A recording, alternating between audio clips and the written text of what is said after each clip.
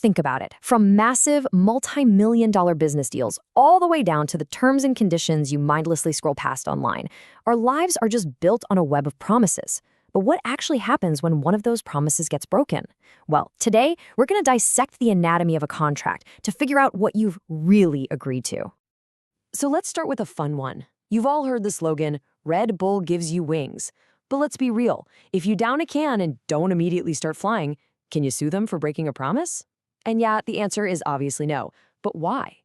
The reason is actually the perfect way to start understanding how the law treats all the things we say before a deal is ever officially made. You see, before any contract gets written down, there's this whole dance of negotiation. It's full of talk, sales pitches, and all sorts of assurances. But here's the thing. Legally speaking, not all that talk is created equal. The courts actually have a system for sorting the casual chatter from the really serious binding commitments. The easiest way to think about it is like a ladder of seriousness. Right at the bottom, you have what's called a puff. You take a step up and you get to representations. And then right at the very top, the most legally powerful statements of all, you have the terms that actually make it into the contract itself. Okay, so this table breaks it all down perfectly. A puff, like saying you have the best coffee in the world, that's just a boast. It's legally harmless, no consequences. A representation, though, is a bit more serious. That's a statement of fact that actually convinces you to sign the deal. If it turns out to be false, you might be able to sue for misrepresentation. But a term, that's a core promise. You break a term and you have officially breached the contract. So it seems pretty simple, right? A promise has to become a term to be part of the contract. Easy enough when it's all written down, and there's always a but. What happens when a really crucial promise is just made verbally? Can it get past the velvet rope of a formal, signed document? This, my friends, is where things get interesting. You see, the law's default setting is something called the parole evidence rule, and basically, it just presumes that a written contract is the final, complete version of the deal. The whole point is to stop people from arguing forever about what was said over a handshake. It's meant to create certainty by focusing just on what's written on the page. Right.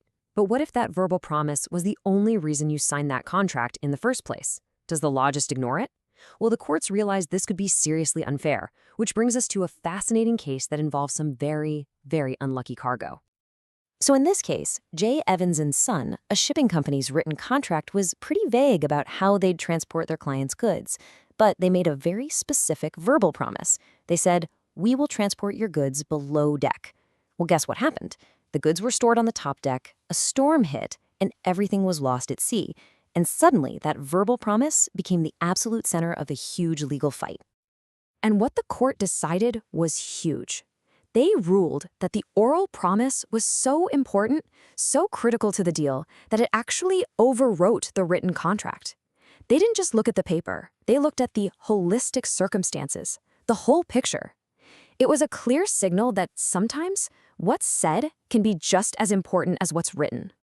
All right, so we've figured out how a promise can get inside the contract.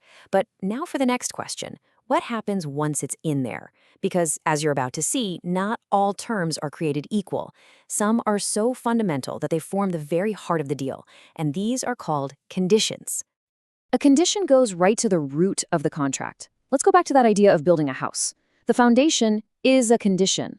If the builder messes up the foundation, the entire point of the contract is gone. You don't just want your money back, you want out of the whole deal. That is a breach of a condition. And there's a classic case from way back in 1876 that explains this perfectly. It's called Poussard v. Spears. An actress gets hired for the lead role in a brand new operetta, but she gets sick and misses opening night, the single most important performance of the entire run. The theater hires a replacement, and she turns around and sues them for breach of contract. So what happened? The court sided with the theater. Totally. They ruled that her being there on opening night was the absolute essence of the agreement. It was the root of the contract. And because she breached a condition, the theater had every right to just end the contract, right then and there. It was an absolute deal breaker. Okay, but not every single promise in a contract is a deal breaker, right? Some are more like the supporting actors in a movie. They're still important, but the show can probably go on without them. And in contract law, these are known as warranties. A warranty is a less critical term. So let's go back to our house analogy. If a condition is the foundation, a warranty is like the paint color you chose for the bedroom. If you asked for blue and you got green, that's definitely a breach and you should be compensated for it. But you can't just tear down the whole house. The contract keeps going, you just get damages to fix the problem.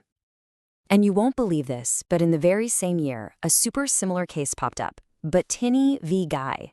This time, a singer was hired for a series of concerts. The contract said he had to show up for rehearsals 6 days in advance. He got sick and missed a few of them, and the theater immediately tried to fire him. Okay, this slide right here is everything. It puts the two cases side by side, and you can see the difference clear as day. Poussard missed opening night. That was a breach of a condition. The contract was terminated. Bettini missed rehearsals. That was a breach of a warranty.